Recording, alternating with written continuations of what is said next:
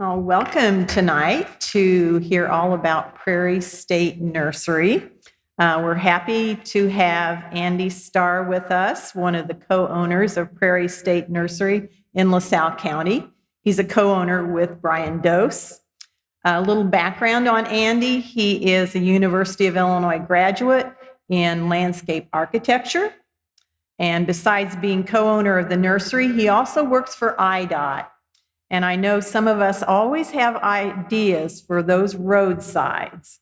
Well, he's a roadside management specialist, maintaining and establishing native vegetation along Illinois roadsides. So how are we so lucky to get a person like that? So for over 15 years prior to joining IDOT, he worked for an ecological restoration firm, designing, installing, and maintaining natural areas throughout the Chicago area. And another side bit, and he's going to mention this later, a lot of you are familiar with Hidden Creek here in town, and we say that's that little gem that has wonderful birds and things. He was involved with the design of that too. So 2 scores there for tonight. Tonight, he'll give us some basic information about the importance of using native plants in the landscape, and we'll learn how native plants are grown, harvested, and processed at their native nursery, where the seeds are also available for purchase by the public. So if you have an area that you need native seeds, he's the guy to see. We'll find out how the native seed nursery was established and some of the challenges they've faced as a startup and their current operations. And we'll also learn how individuals can help preserve and promote the genetics of an Illinois remnant landscape through partnership with the nursery. So he'll share more of that with you too. So we're happy to have you here tonight, Andy, and look forward to your program.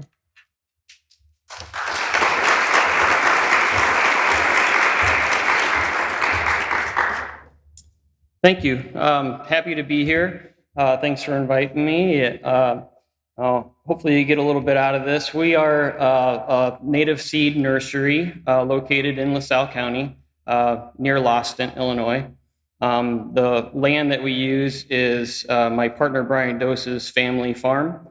Right now we have, I'll go through some of these stats later, but right now we have about 11 or 12 acres in production. So we're very, very small in comparison to some of the larger seed producers.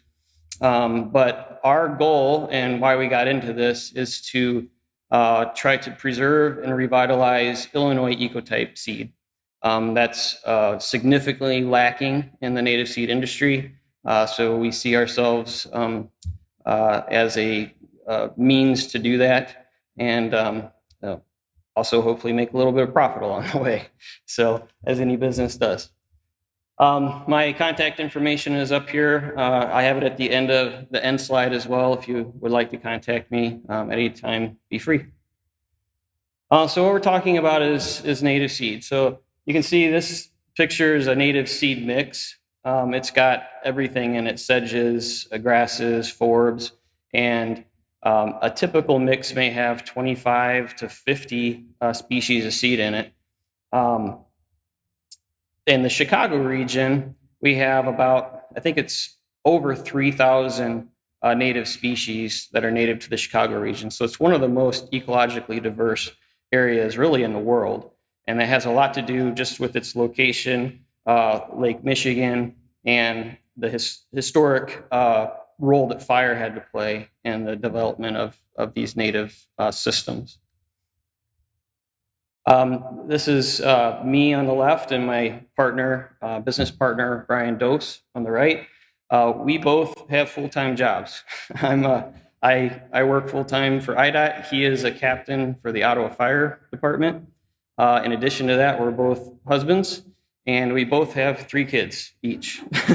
So we're very busy outside of our regular jobs, and then we decided to become even more busy. So this is quite a task to undergo with just a couple of people, and we've worked it with just ourselves to this point.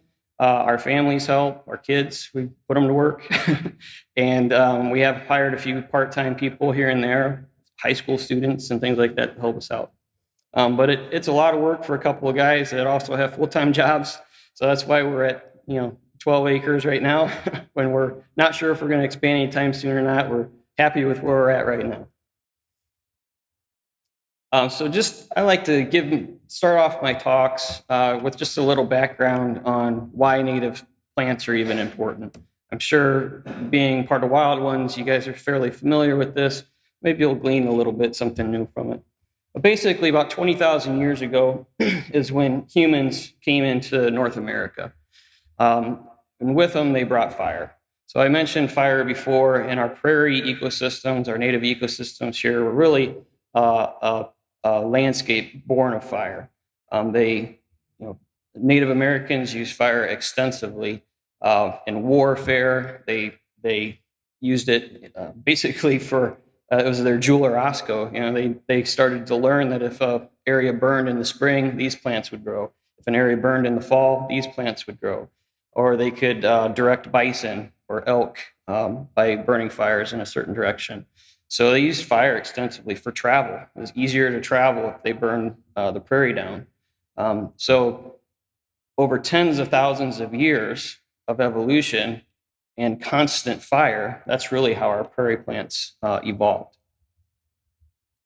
So what happened is oftentimes they were set in the west, southwest, and our prevailing winds are usually coming from the west, blowing east to the north. And so those fires would ravage across the prairies and then bang into the eastern hardwoods here. So there's a constant battle kind of in this area between prairie and eastern hardwoods forests. And what ended up developing here in Illinois is this great flat area that we call the Grand Prairie Division. And we're here in the Grand Prairie section of the Grand Prairie Division. So if you got prairie in your name twice, pretty safe you're going to be a prairie-based landscape. And then this is just showing that in context of the entire United States. Again, here in Illinois, we have this tall grass prairie system that historically would have vegetated all of our land. And then we do have different mixtures within the prairie. We have different moisture regimes. So you have dry and wet. So you have dry prairies down to wet prairies. And then you have different percentages of wooded cover as you go. So you have wet woodlands, you have dry woodlands. And then these areas in between are what we call savannas. So they're usually very sparsely treed areas that have a prairie understory with them. And those tend to be the most ecologically diverse areas because they are able to house both shade species, some of the forested or woodland species, along with some of the prairie species. So you have typically more biodiversity in a savanna area than you do in either prairie or woodland alone. And I like this image. I show this a lot. This just, I think, is a good depiction of what used to be, where you have prairie and you have a river running here. So the fires would have started here, gotten blown. I haven't figured out how to make water burn yet. So whenever it hits a waterway like that, the fires would generally go out, and that's where you would find your woodlands. And then Native Americans would start fires here, and they'd start burning out that way again, and you'd have big open expanses of prairie again. So we did have wooded areas in prairie ecosystems. They were typically where you couldn't get fire to burn. So why are native plants important then? Find the history. We used to have them. Why should we be bringing them back? This is what's called a trophic pyramid. It's just a very simple diagram that shows grass on the bottom, or plants, and then your carnivores on the top. So basically, everything at the top of the pyramid is dependent on the bottom of the pyramid, right? If the bottom of the pyramid goes away, you can't have a top. So everything is dependent on plants.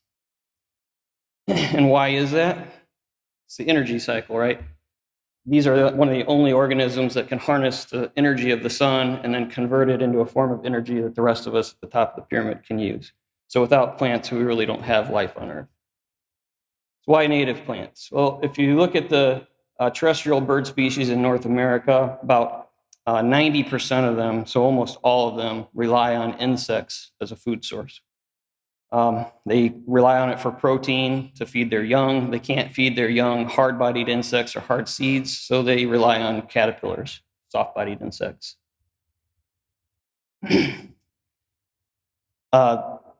With that evolution that we talked about, these plants and insects co-evolved. So they have a self-reliance on one another over tens of thousands of years.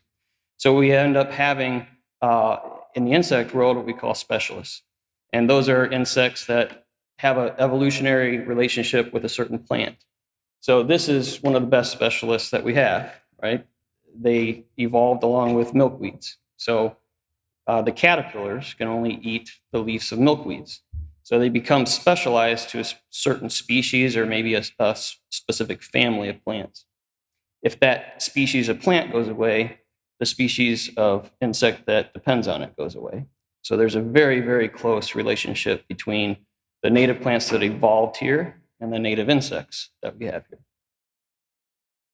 So a caterpillar has to have milkweed leaves. It can't eat purple coneflower leaves. It can't eat black-eyed Susan leaves. It has to have milkweed leaves. But as a butterfly, it can eat off of pretty much any sort of flower that has the right type of flower that its mouth parts can reach the nectar. So even some non-native species support monarch butterflies, but they cannot support monarch butterfly caterpillars. And obviously the caterpillar comes before the butterfly. So we've got to have the milkweeds to have butterflies. But there's also swallowtail butterflies that are dependent on the parsley family. Their caterpillars have to have plants, leaves of plants in the parsley family. And there are some non-native and even invasive species that will support that. But again, it's a specialist that depends on a certain family of plants. I will go back and say it doesn't really matter what kind of milkweed. There's several different types of milkweed, and they'll all support monarch butterfly caterpillars. So it's very important. So why is it important then to bring these back? Less than 200 years ago, this is the extent of the tallgrass prairie ecosystem. So it's pretty limited even then, if you look at the country as a whole. It's a very specific ecosystem, ran north to south, but most of it occurred here in Illinois, and that's why we're called the Prairie State. Today, this is what remains. It's 1/10 of 1% of that ecosystem. So, and without those specific plants, it impacts the animals. It's going to eventually get up and impact humans. So that's why it's important to use those native plants again. So why did we end up jumping into the native seed business? I've been doing native planting design and installations and management for about 2 decades now. So I've been in the industry a long time. And really, there was general increased demand since the early 2000s, and then demand just exploded after 2008. I was in an ecological restoration firm, a contracting firm, and we had a hard time getting seed for our projects. It was incredibly difficult to get seed because it just drained the seed industry in 2008. And that was with the release of USDA's CP42, which is a pollinator-based CRP mix. It's a pollinator program in the Farm Bill. So it pays farmers to take crops out of production and put pollinator plantings in. Well, that's great, but it really impacted us as a contractor. So I started really understanding the need for native seed in general. And then I started to also figure out that the suppliers that were out there do not have or they have a very limited capacity to provide Illinois ecotype seed, and especially with varying counties. You might find a lot from Whiteside County, but very little from Peoria County. So I started to notice that there was a need there as well that we could fill. So this is the Midwestern native seed suppliers. We're located right here, and there's one other one in Illinois, and the rest are all outside of Illinois. Anybody have an idea why that might be?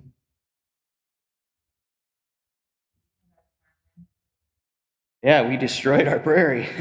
It's very hard to get a native seed business started in Illinois because there's no remnant systems to go collect from as starter seed. So it's very difficult. That was our biggest obstacle. I'll talk about it a little bit more. You get into northern Indiana here and specifically up into Wisconsin and Minnesota, there's a lot of natural areas left. So it's much easier for those nurseries to have found their starter seed and get started with their nurseries. But here, it's very, very difficult. And then I did find in my time working with other vendors in the area a lack of quality, and I thought that we could do something a little better. So this is just an example for seed that I got for a project one time from a vendor. I got this seed, and you might be able to see this is rattlesnake master, so that's the seed there. That's a seed. The rest of all this stuff is chaff. There's chaff. There's the seed there. Yeah, these are seeds in the green, and there's chaff. There's different species of seed in it. It was just very, very dirty. And this was their testing certificate that came with the seed, and it says, where is it here? Term test, pure seed. It says it's 99.89% pure seed. There's no way that that's 99% pure seed. There's too much junk in it. So I kind of got fed up with some of the product I was getting for Illinois Ecotype. That's not going to play. This is a video. This was seed I got from that same vendor, and there was a live worm in it. This thing's crawling around the table. So, and then this was a project we did in Arlington Heights. We specified Ratibida pinnata. This is not Ratibida pinnata. This is Ratibida columnifera. It's native out west. It's not native here. So, and our planting was loaded with it. So now what do? Your clients paid a bunch of money to have the seed. You depend on your vendor to get you the right seed, and it's loaded with a non-native species. It's a bad look. So quality is lacking. I went to a vendor's open house. They had an open house, and we got to tour their seed plots. You can see there's a bunch of prairie dock in here. So this was their prairie dock plot. What else you see in there? Queen Anne's lace, white sweet clover. It was loaded with weeds. I was like, what are the chances that you're not going to get weeds with that lot of plants? It was crazy. So it was an eye opener to me over 10, 20 years of kind of dealing with the industry, and I just felt like we could do something a little different and make a difference in the industry and in ecosystems itself. So I mentioned procuring the starter seed. This was our biggest challenge for sure.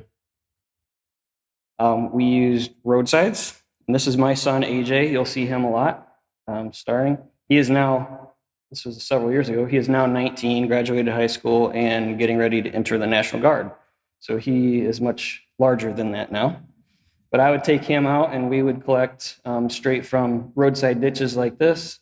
This is dark green bulrush that we're collecting here. Railroad remnants. So I spent a lot of time in the car. So I'd drive by these all the time. So I kind of had an idea where to go. And then I got out my atlas and found the railroads and went out and scouted.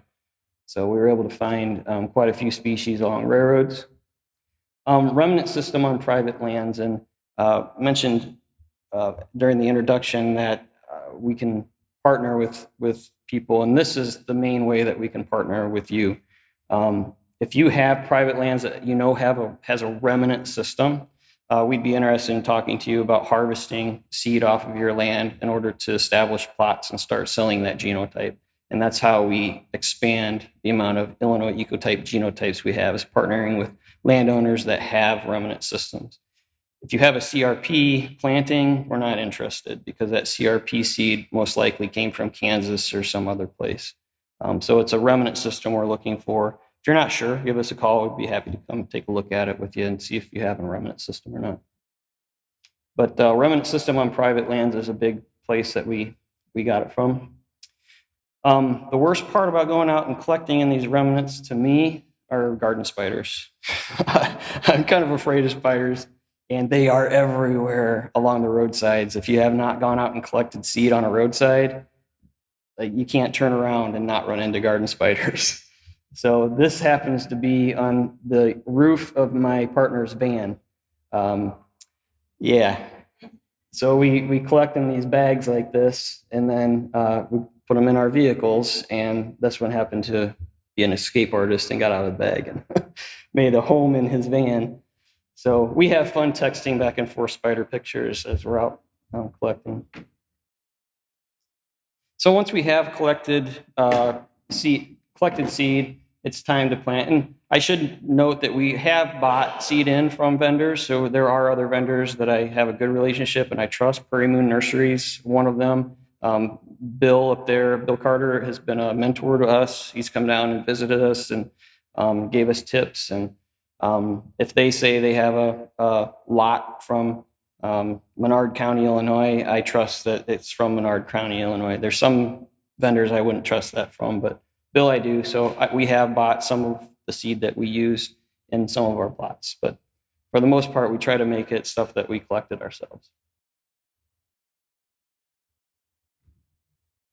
So when we get into the planting, we planned our plots to have design mixes for maintenance purposes. So I spent a lot of time visiting some other nurseries and seeing how they were doing. They were spending tons of resources and dollars in materials. So they were laying down like weed barrier fabric and then plugging into the weed barrier fabric and doing all these this crazy stuff to try to keep control of the weeds. And to me, in my mind, doing this for so long, I'm like, growing prairies isn't the problem. I've been able to grow prairies successfully. It's overpowering the weeds with native plants. You got to put it down at a heavy rate. So one of the things that we did is most of our plots have at least 2 species in them. Some of them have up to 5. So they do a better job keeping the weeds out if they're growing together versus trying to grow a single species all by itself. And there's also research that shows if they grow together like that, they're competing with each other. So they have better viability in their seed and the viability lasts longer. But some of these plots will burn out after a few years and stop producing viable seed. So you'd have to replant it. So we've had pretty good luck with that. Mainly, and most of our plots will have a sedge as a kind of a filler, and then a forb or several forbs. And so we harvest the sedges from those plots, but that also allows us to use a grass-specific herbicide in the plots to keep down the crabgrass and foxtail and some of those weedy grasses that can plague newer plantings like this. So there was a maintenance strategy in mind to our planting as well. We designed our plots in 12-foot wide for future combining. That's a hope and a dream. We're still hand harvesting at this point, but there are plot combines that you can get that have 12-foot wide combines. So we're planning for the future. Hopefully we can get into combining at some point. Our borders, we designed with mixed prairie for future research. So again, I mentioned that there's some limited research that shows some benefit to these things growing together. We planted the same seeds from the same lots that are in our plots in a mixed prairie along the border of our farm so that we can see over time how that behaves. We can collect seed from it and test its viability against the plot's viability and kind of see how those things are changing over time. We didn't use anything fancy to install these. It was agricultural land, corn and soybeans for years and years. And in my experience in restoration, those are the easiest conversions. They're virtually weed-free because they've been Roundup readied corn and beans.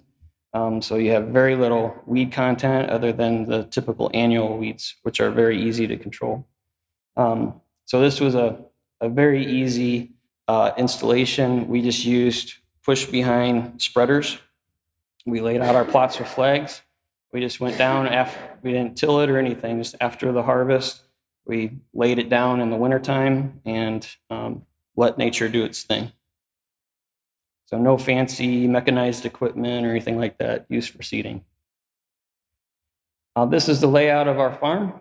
So this is my partner's old, I mentioned earlier, this is their family farm. So this is about 85 acres, I want to say, here. This is where his father lives currently. This is the farmstead where his grandfather used to live. Now his brother Rick lives here, and then the machine sheds and everything are here. So this was our first attempt, our initial planting. So December 16th, January 17th, we froze our butts off out here, seeding about 2.5 acres, that is.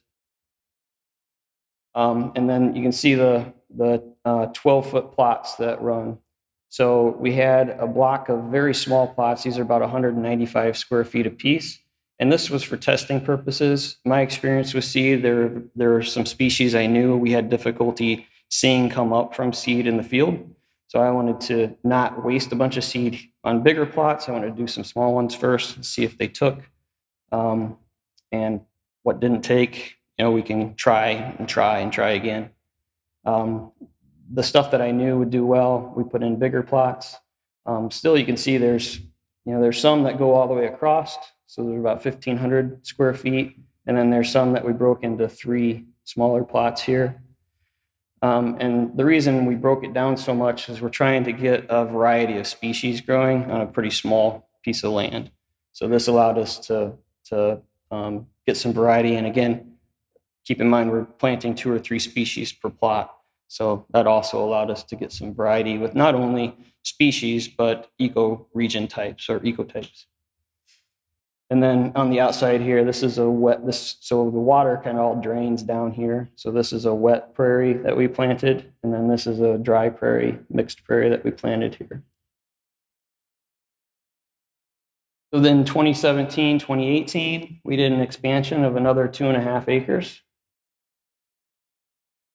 So we expanded our plot sizes a bit. We doubled the size of them, and we didn't do as many small plots. So we learned a lot of things from this one and decided to go a little bit bigger on the next phase. And then this is our last expansion. So 2019, we did another 5 acres here. And then we do have, in the town of Loston, we have a lady next to a church who had an acre of land she had been farming, and she was interested in having us farm native seed on that land. So we do rent an acre from her in the town of Loston. So that makes us about 11 acres or so. This is the spring of 2017 following the initial seeding. So it's hard to see with the lights on, I think, but there's flags here, and these are our plot lines. So our plots run back and forth this way. Spring 2017, Brian and his dad were extremely worried that nothing was going to grow. I said, relax. And so I went out there in, I think it was May, and I found these little black-eyed Susans starting to pop. And I said, this is an indicator species, black-eyed Susan, partridge pea. We're going to see those. And if they're there, everything else is there. It's going to be fine. This is summer of 2017, so still that first year. Here's the star player, AJ, again, out here pulling weeds. So we have pathways that we planted in turf-type fescue. And then these are our native seed areas here. So you can see most of this is just weeds right now. The natives are there, but they're little tiny seedlings. If you don't know, it really takes 3 years to get a prairie established. If you're lucky, sometimes 5. But if you do it right, 3 years is generally the average. The first year, you're going to be inundated with annual weeds, so ragweed and pigweed and all the typical annual weeds. They're annual, so if you can keep them from seeding out, they go away the next year. You have some biennials like Queen Anne's lace, sweet clover. It's the same thing. If you can keep them from seeding out, they go away after a couple of years. So it's really about managing reproduction of weeds more than managing your native plants. They're there. They're going to grow just fine. You just got to give them a chance. Here again, mowing's a big thing. This is a foxtail growing in the plots. So again, this is summer 2017. Just keeping it mowed. And again, Mr. AJ there. And this is a couple years later, 2020. So foxtail again, this is in our 2019 plots. So this would have been our latest expansion. And so we definitely don't want to come in here and mow the foxtail because we got good seed production. So we got to get in there and do it by hand. So he helped us Go in there and just hand pull foxtail. You can tell he's thrilled. But this is summer of 18, second full growing season of pale purple coneflower. This was our newly seeded plots in the spring of 2018. It all came in here. And I was worried about this one. No problem. This was 2019, that following year, the same plot that was underwater. I planted it right. I knew that was a low area. We planted wetter species like swamp milkweed, which I also know can take a little dry too, so I thought it'd be fine either way. But it did great. All of our plots came in, even though they were flooded. It was a sigh of relief when we started seeing those come in. Here's our plot of butterfly milkweed, spiderwort, foxglove, beard tongue. This is, you can see how I mixed these. So this is cut plant, and then we have beard tongue in here, and there's also a sedge mixed in. Here you can see the sedges coming in really well in this plot. There's golden Alexanders over here in this plot. So in between is that turf type fescue that we put in. There's golden Alexanders. This is one of those small 195 square foot plots of wood mint and some agastacia.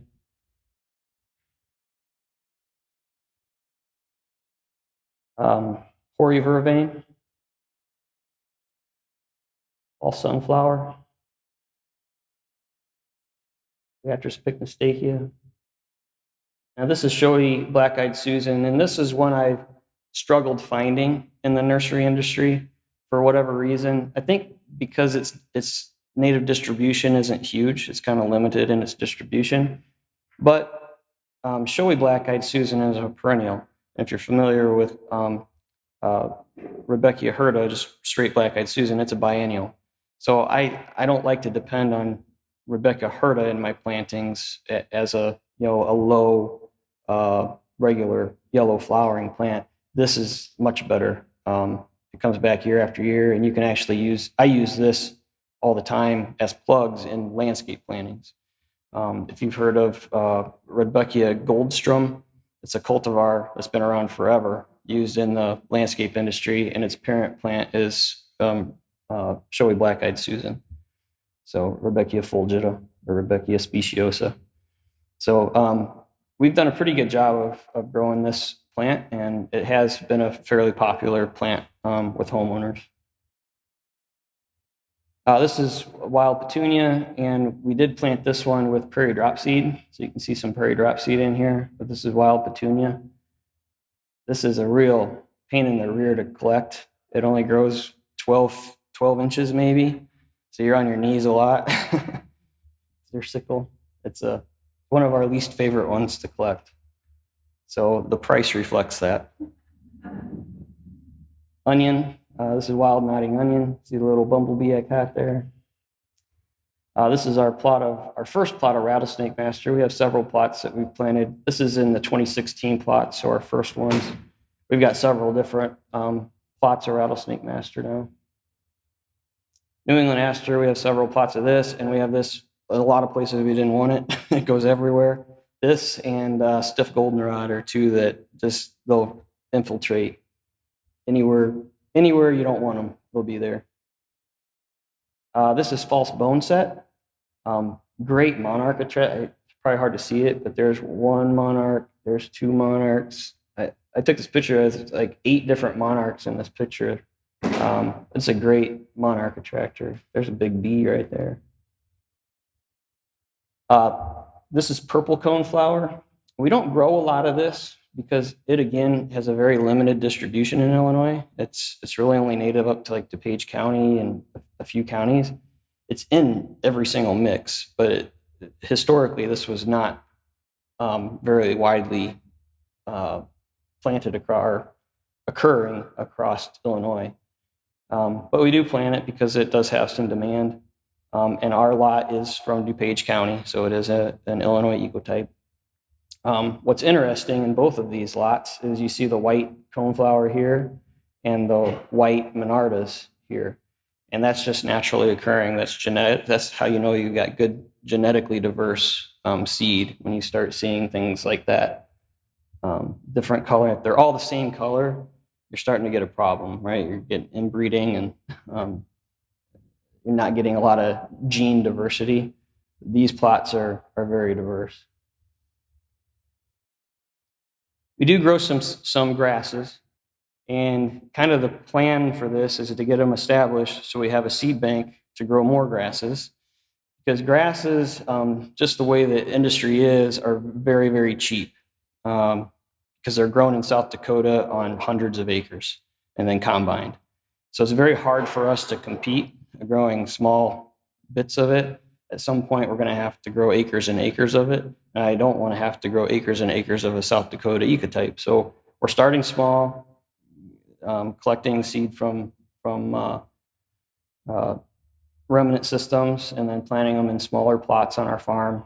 And we try to sell these for probably twice the price of what the rest of the industry does, but it's a specialty product to us. It's not white noise like everything else out there. So this is Canada rye, this is side oats grama, and this is switchgrass.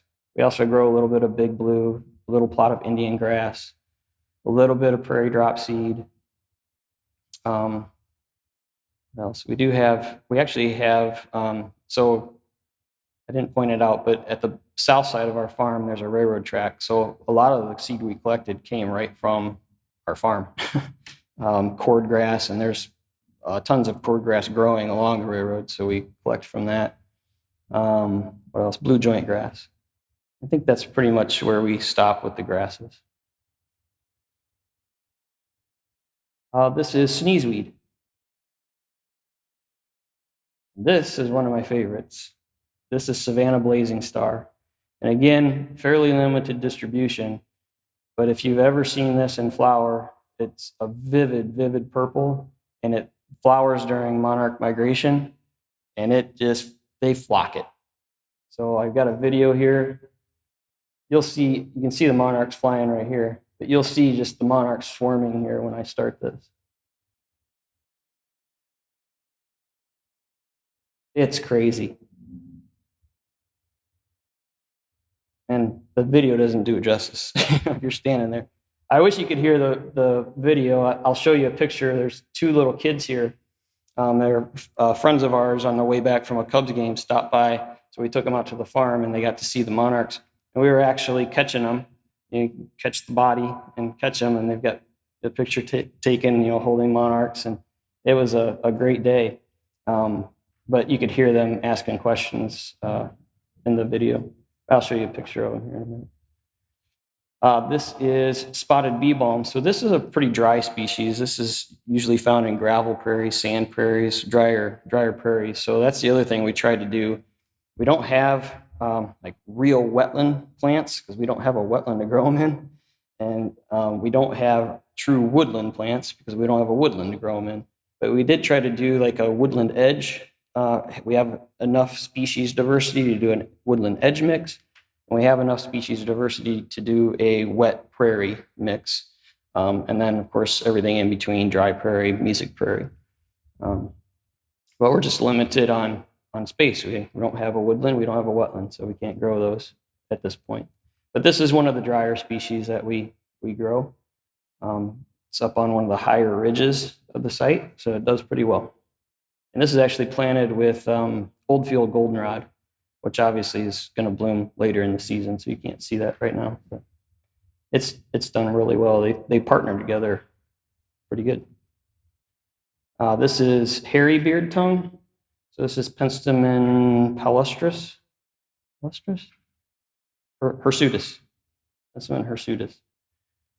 That's my truck.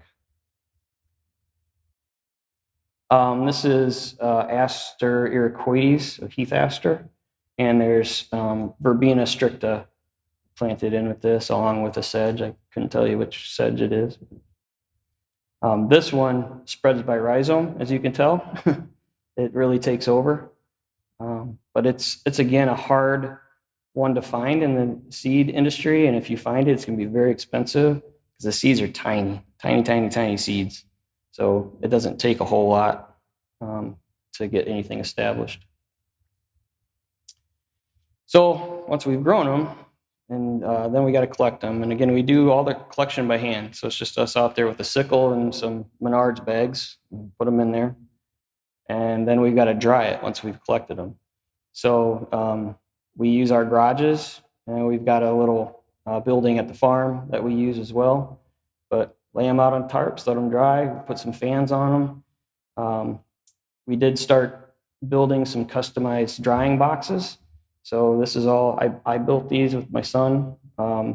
Basically, it's just a couple of walls. We've got a little platform here, and there's a hole, and we put a big blower fan on it.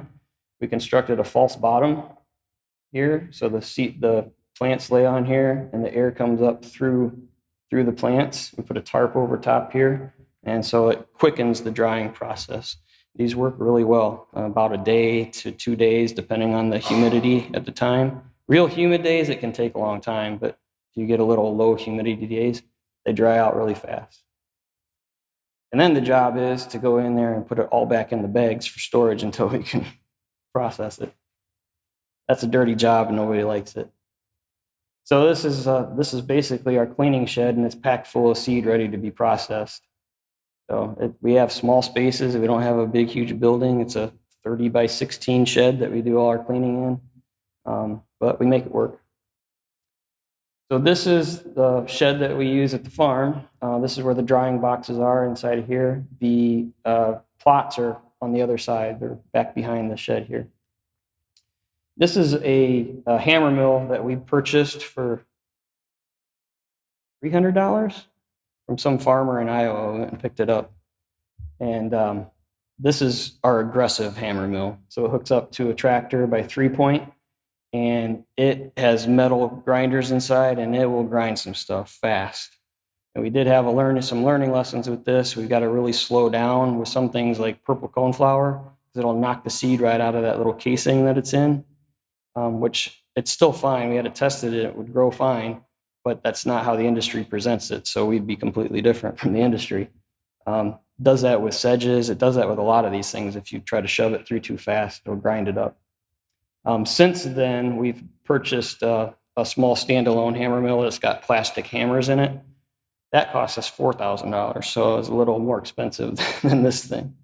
But it works great. It's a lot slower process because you can't put as much in as fast as you can this one. So a lot of the times we'll just use this kind of as pre-hammer milling. So we're just kind of crunching it up a little bit, and then we'll feed it through the other hammer mill to finish processing it. That video is not going to work. Can you start that video inside there?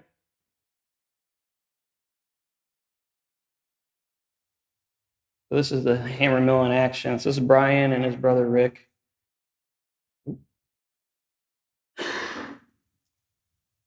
And so there's some teeth in here that grab it, and then the hammer is inside here.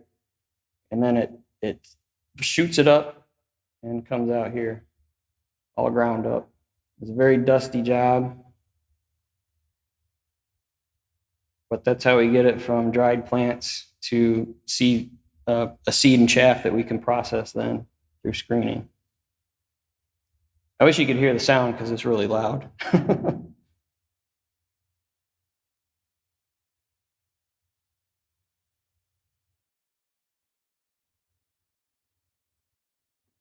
So then we do a lot of hand screening. This is out of order.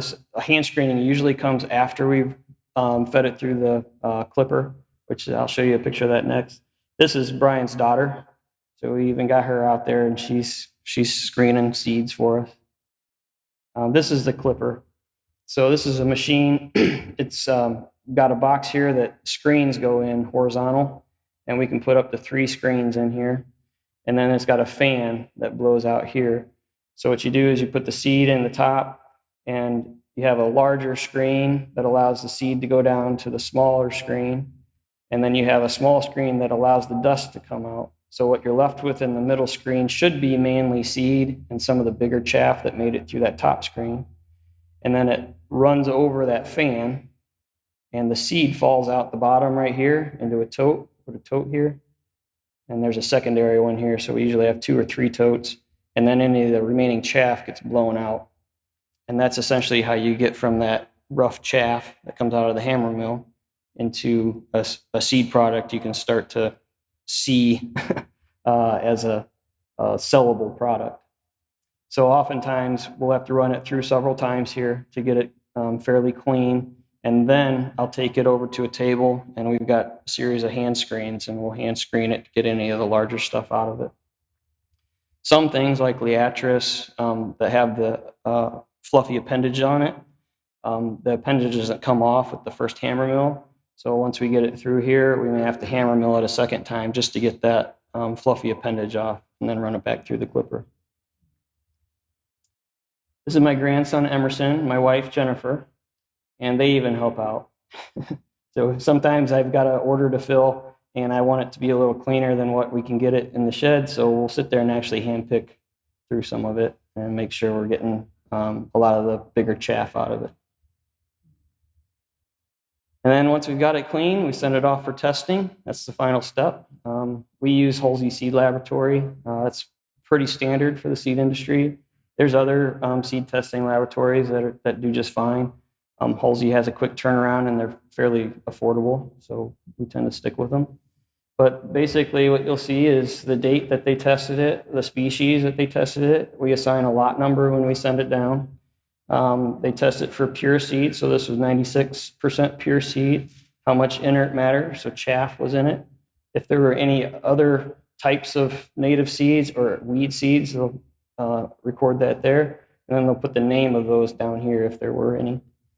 Then they'll do a germination test. There's two ways to test viability, either germination test or what they call a TZ test. Germination, they lay the seed on a wet tray and incubate it and see how many of them actually germinate. With a TZ test, well, I'll go back. What doesn't germinate, they cut open and look at it in a microscope and see if it's dormant. So they can tell if it's a dormant seed or if it germinated. So if it's dormant, that means it is capable of germinating. It has the healthy mechanisms in the seed to germinate. It's just dormant at the time.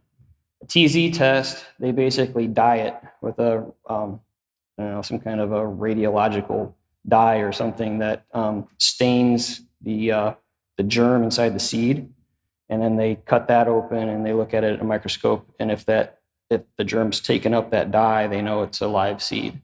So this is a much quicker test. This usually takes a few weeks. So this is starting to become the norm. But how you determine full viability is you take the amount of germination plus the amount of dormant. So this would be 99% viable. Their TZ test was 99%. So they usually match up. Sometimes they'll be off by 1% or 2%, but almost, I'd say 95% of the time they're the exact same. So I think it's fairly accurate. That was the fun part of the presentation. This is me showing off the farm.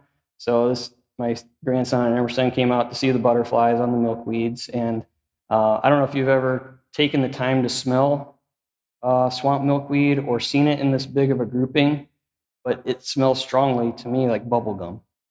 It is so good smelling. It smells like bubble gum. Regular common milkweed smells like lilacs to me, but this smells like bubble gum. My sister and her husband, my brother-in-law Chuck, came out and took their picture with all the flowers. And we've got tons of wildlife out there. This is one of my most favorite things about the farm. And my partner's dad, Bob, he's an old farmer and he's been out here on farmland forever. And he thought this was a bad idea. He hated milkweeds. He hated, oh, God forbid, we planted prairie thistle. Oh, you're going to plant thistles? I said, don't worry, Bob, it's a biennial. It's not the bad thistles you're used to. I said, we're going to harvest it all. The seed's not going to be there. So we got him. He's okay with milkweeds. He's okay with thistles now. But the defining comment from him was, I've never seen so much wildlife out here. He's just blown away by how many bees and butterflies and birds. I forget, we had some kind of a bird there, and he saw it. I've been here so many years. I've never seen one of those out here. So that's what happens. You put it back, Bob. So he's a believer now. And I thought I was going to have to talk him into us doing that third expansion of the 5 acres. I thought maybe we'd get another 2. And he said, no, go ahead and do the whole 5, do it all. So he's a big believer now. Seeing is believing. So here we've got in our goldenrod and milk vetch plot, we've got red-winged blackbirds. Here we had a killdeer. You can see the Monarda plants starting to come out here. So this is our Monarda plot, fairly new planted. You can see all the soybean and corn stuff still in the soil. But we had a killdeer nest. And then I think these are red-winged blackbird babies. I think that's got a video too. Oh yeah, there you go. Little babies. Each time I moved it. That's in purple coneflower plot they built in there. And then we had these strange, anybody know what this is? I looked it up once. Tussock moth, that's right, yep. I had never seen this before, and they're on a milkweed. They're eating milkweed. So I didn't think anything else could but monarchs, but apparently other things eat milkweed. But they're really cool. They look like pipe cleaners or something to me. We've got just countless bees, different size. I mean, Heather could tell you all about them, I'm sure, in the next presentation, which you guys, if you haven't seen her, you're in for a treat. She's lovely. I love her presentation on bees. But yeah, we got bees all over the place. There's, I don't know, what is that, a little beetle? We got all different types of beetles, which if you didn't know, beetles are one of the top pollinator insects in the world. Worldwide, beetles are one of the biggest pollinators that we've got. Most people don't think of that, but they are. They're very important. And then this is a swallowtail eating our golden Alexanders. Here's a surprise inside of a head of a Canada rye. There's some kind of a spider with its egg sac. Found tree frogs here I am with my scythe harvesting and at tree frogs. All kinds of butterflies and skippers. Yeah, here's a world milkweed. So we got butterfly caterpillars on world milkweed, beetles, true bugs, even little true ladybugs, which I love. Milkweed beetles. These I had no idea what they are, but I think they're stink bug eggs. Is that right? Anybody know? I think that I looked it up. I think that's what they are, stink bug eggs. But yeah, I looked at them. They have a gold sheen on them. They're really pretty. And then fuzzy caterpillar, I have no idea what that is. I'm a plant guy. I'm not an insect or animal guy, so I enjoy them. I respect them. But so, is there any gold at the end of the rainbow? I was out there working one day, and a storm blew through, and this rainbow popped out. And I think this is golden Alexanders here. That's in flower. I don't know. I mean, we've made a little money right now, but we're not really in it for the money. We're doing it because we enjoy it, and we're hoping one of our kids will take interest and take it over. But I don't know. We'll see. So currently in production, 12 acres. We have 172 plots, and they range anywhere from 195 square feet to 9,765 square feet. These are the 2019 plots. We really got big on some of those.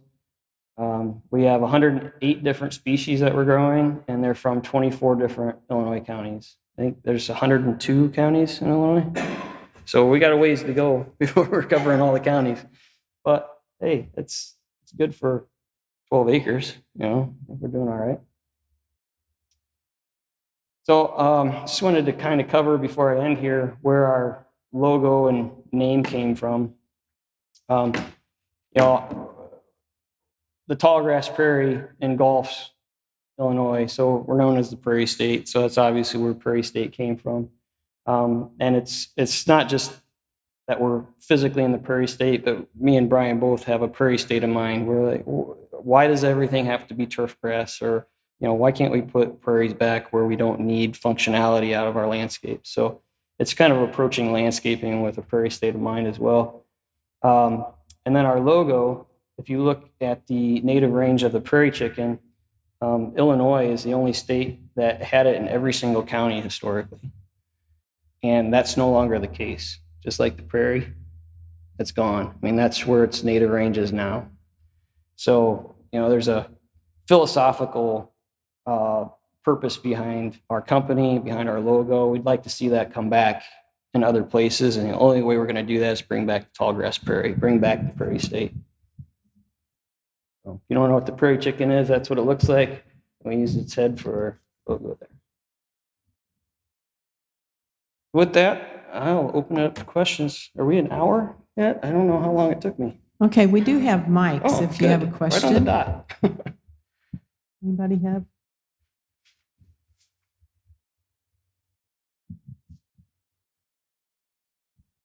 For the home gardeners that would like to have a grassy plot, like a turf grass area, rather than just the forbs and all, is there a grass that would be suitable or something like that? You know what I'm saying? Mown or non-mown? Probably non-mown. So maybe like a couple of feet tall or shorter? I was thinking shorter, and I'm not familiar with the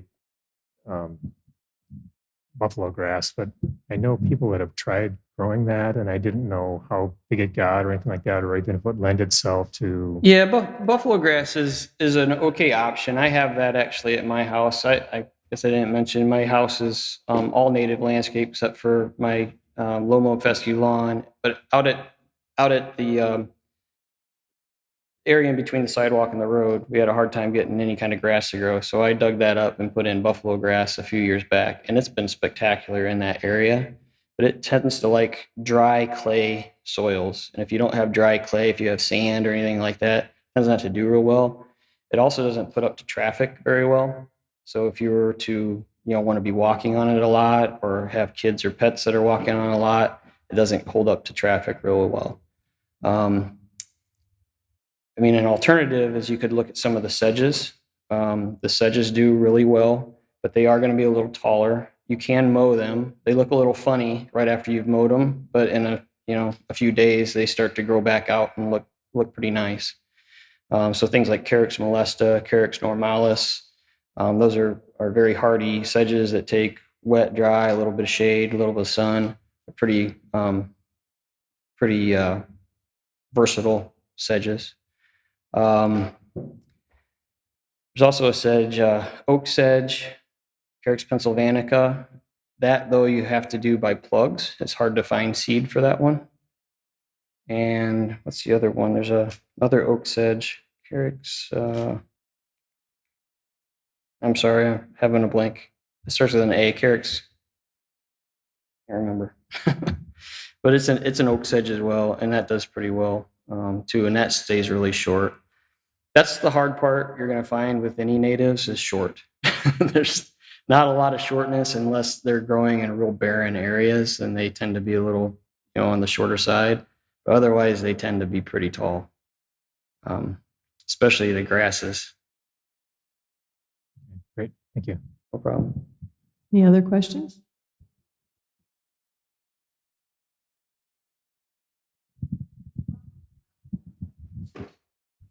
I have a question about growing poverty oat grass. Okay. I think it's a Danthonia, something like that. Yeah. Out east, they're putting it in lawns and they take it down with scythe a couple of times a year. But do you have seed for that or experience with it? I don't have experience with poverty oat grass, and we don't grow seed for that currently. It's not used very much up in northern Illinois, and I'm not sure the reason. I know I've looked into it in the past. I think it has something to do with the nativity of it. I'm not quite sure it might be native like very close around Lake Michigan and native further south. That's just my recollection.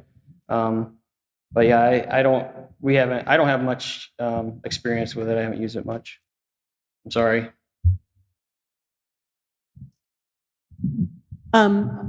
Speaking of tall or short, I live in Mason County, land of the sand, and so everything is sand. But in one spot in my yard, I have very short sneezeweed, and another spot of my yard, it is very tall. It's like, what?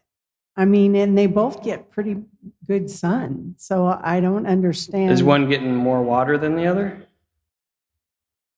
Maybe that's a possibility, but not usually. Yeah, I'd say either more water, or it's getting a runoff from a lawn, or somehow from a cornfield or farm field somewhere where it's getting excess nutrients. That's usually where you're going to see a discrepancy like that, either more water or more nutrient available to it. So the more water, taller? Yeah, more water, taller. Yep, Okay. exactly right.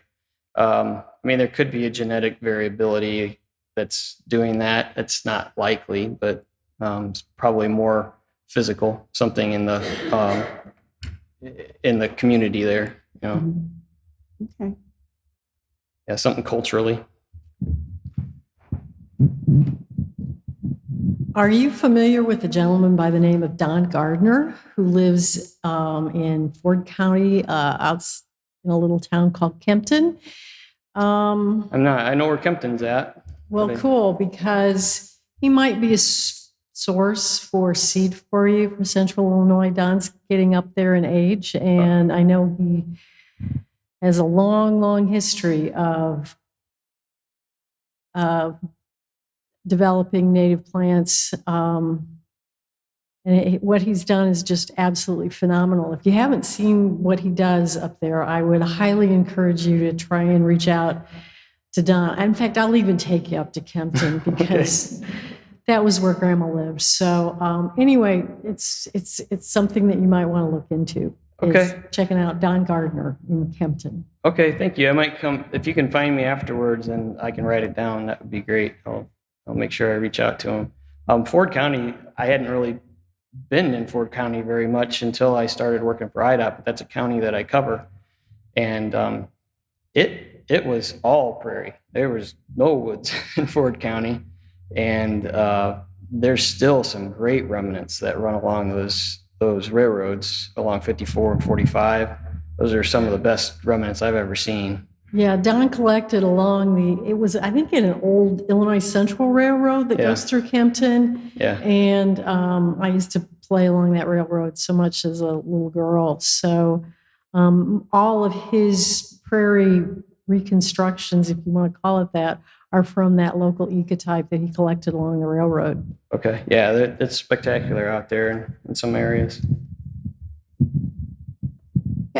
Can you talk a little bit about why ecotype is so important versus, and especially maybe how climate change might come into play? Sure. So ecotype, the philosophy is that if a plant has grown for tens of thousands of years and evolved in a location, they've evolved to that climatic condition, those soils, all those microclimate and microenvironment conditions. And that if you take it outside of that climate or that condition, it could do one of two things. It could either struggle to survive and not do well, or it could completely thrive and become a nuisance.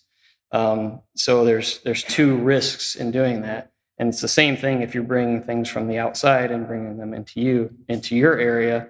It can do one of those two things. Either it could struggle, or it could become a nuisance, or it might play fair. One of the biggest threats in doing that, even in our landscapes, is that pollinators, they don't discriminate. So they'll take the pollen from plants outside of the region and plants from inside of the region. So a lot of the forest preserves are very concerned about pollen contamination. And so bringing genes from those outside gene pools into remnant systems just through pollination. And so they're seeing a little bit of that happening, and they're concerned with that. So that's really the risk, is that,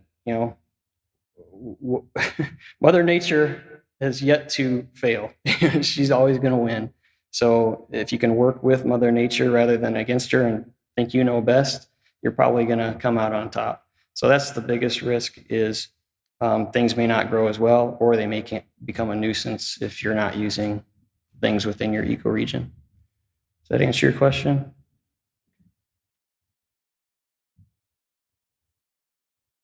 I didn't address climate change, and that is a hot topic right now in the seed industry, plant industry, landscape industry. And I think Cook County Forest Preserve is starting to do, Lake County or Cook County, starting to do some tests where they're bringing in seed from Missouri and planting it to see how things respond. So there is some research ongoing right now in that. So you may see that in the future with trying to bring southern ecotypes further north as climate change becomes more established, because basically we're changing our climate to further south. So they're seeing if those species will do well under those conditions. I'm sorry, go ahead. Is the public able to come to your plots and see what you've got there? Yeah, if you call us, we could take you out there. We prefer not to have a lot of traffic out there. It's fairly small, and it is where Brian's brother lives. So we don't want, crowds and crowds of people. If you do decide to drive by, I mean, you guys could always go and drive by. I would recommend driving by and not getting out of the car. He has a big dog that is an asshole. Sorry, my French. So, yeah, Max. Max is the dog's name, and we don't even like him. So I would say don't get out and take pictures in the plots, because Max might come and ruin your day. But there's a gravel road that runs along the west side of the farm. So more than happy to have you come drive along the road if you just want to see the plots. Any other questions? Please tell us what IDOT's going to do about all the mowing, and there's no prairie plants, and they're using gasoline and time. And You'll have to have me come back as an IDOT rep for those questions. I have two questions. One is, how did you decide which plants to combine in your plots? Trial and error. I mean, there's some things that I just see growing together in the wild, so I tried to make as many of those combinations as I can. The other would be, I tried to fit the plots to the land itself. So there's high areas on that strip, and there's low areas in that strip. So I tried to put wetter species in the low areas and drier in the top. And usually if you pair dry and dry species, they tend to do okay together. The other thing is just thinking about how we're going to harvest, the timing of it. So all those sorts of things went into it as well. And I second Mary Jo on Don Gardner. That place is amazing, and he's an incredible individual. Okay. My second question is, so we can quit mowing out in front along our ditch. And I have Indian grass and boneset and Missouri ironweed, and, all these natives started showing up. So, and we try to burn it in the spring. So if I wanted to increase the diversity in that section of natives, how would you go about doing that? It's a difficult question without knowing all the factors of the site, but in general, you have to keep introducing species, and then you're probably, if you have Indian grass, you might have to manage Indian grass if it's going crazy, because it tends to dominate. So either manage it through just mowing it and while the other things get established and then let it go, or even taking a little bit of herbicide to it and just thinning it out before you plant other things. You could plug into it, or you could do seed. Plug's obviously going to be faster and probably more sure, as you know where you're putting it and you know that it's going to grow if you water it. Is it a wet area? Not really. Okay. No. So seed might work too. It's just you're gonna have to have more patience with it. So would you seed it in the winter, and then would I skip burning in the spring, or? Yeah, I tend to always seed in the fall if I can, fall or winter. So if you're not familiar with native seeds, they have a built-in genetic code that keeps them dormant. And not every single species, but many species have a dormancy, and they have to undergo a period of cold, wet stratification before they'll germinate. So I like to just do it in fall, because then they're going to get that period of cold, moist germination. Many of them are 30 to 60 days. There's some that are 90, some that are 120, but the bulk of them are 30 to 60 days. So if you can get it seeded by, I think, mid-February would be the cutoff date, then they're going to get at least, it's a cold wet of 38 degrees or below. So the mean temperature, soil temperatures start to get above 38 sometime in March.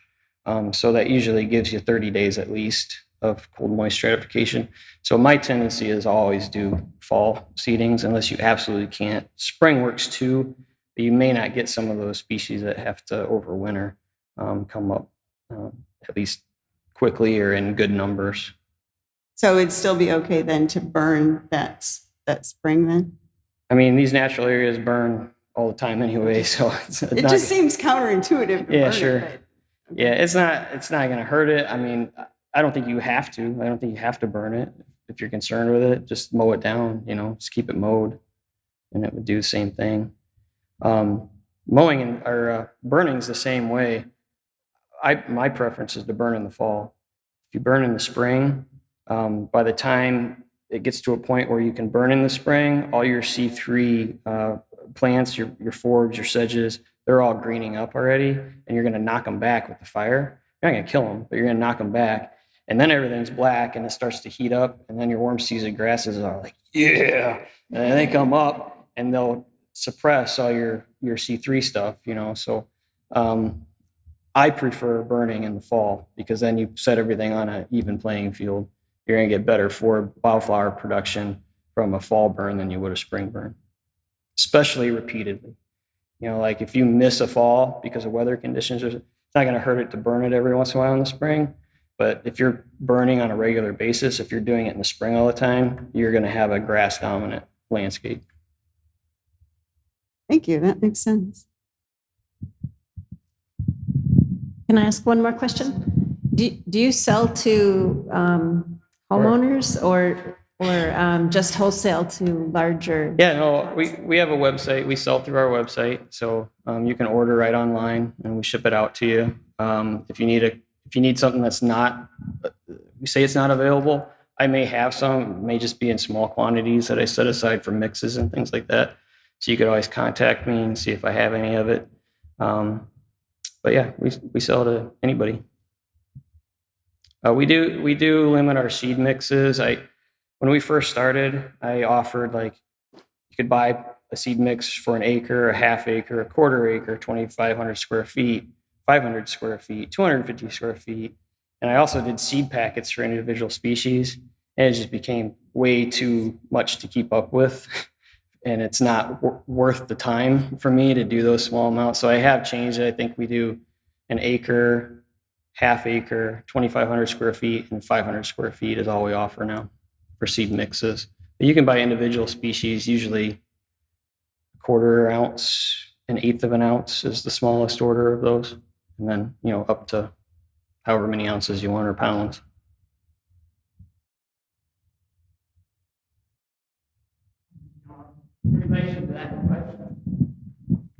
In relation to her question, I was wondering, if somebody wanted to put on top of sod, do you have a recommended layer versus cardboard? Do you have a rollout mat of some sort that would inundate the grass to put your seed mixtures on top? Oh, so a site prep method? Yes. Yeah, so I come from ecological restoration contracting, so time is money, so we use herbicides. I know that's frowned upon by a lot of people, but it's the quickest, most efficient way to get rid of the plants that you got so that you can grow the plants that you want. And so we use Roundup. I know it's got a bad rap because we've applied it to millions of acres of our food, but that's not what you're doing in this case. You apply it to a little plot of grass, it kills the grass. It's one of the safest herbicides out there. It binds the soil and it's gone in 90 days. So it is a safe herbicide. There's much more dangerous herbicides out there that you could use as an alternative, like a Mazapir or something like that, but those have high residuals and cause all kinds of problems. So the recommended, if you're asking for my recommendation, it would be to herbicide with glyphosate. Depending on your condition. Now, if it's an agricultural field, you might get away with just some tilling, and all you're going to have come back is annual stuff, But if you got a problem with any invasive species, any sort of grass. The roots are in the soils. I'm wary of doing any sort of cultural practice and feeling confident that you're going to get rid of the crop that you got there. Okay, thank you, Andy. You're welcome.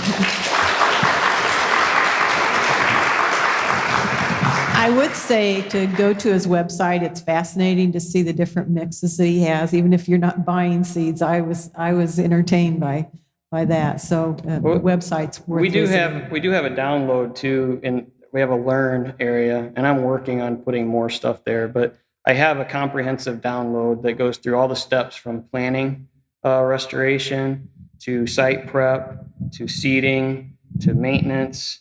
And then I list a whole bunch of other references in there that I find helpful, as far as books that you could order. There's an infinite number of books that you could order on this stuff, and not all of them are good or good information.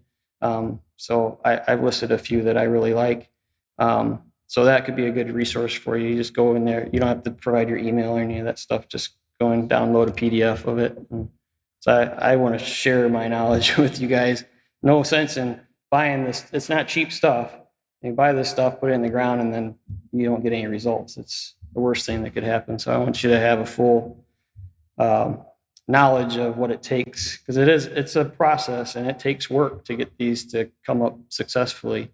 But if you do it right, it's kind of like clockwork. It's pretty much anything else that's got a process. If you follow the process and you put in the work, it's going to yield results. So. Thank you for your work that you are doing. It is important.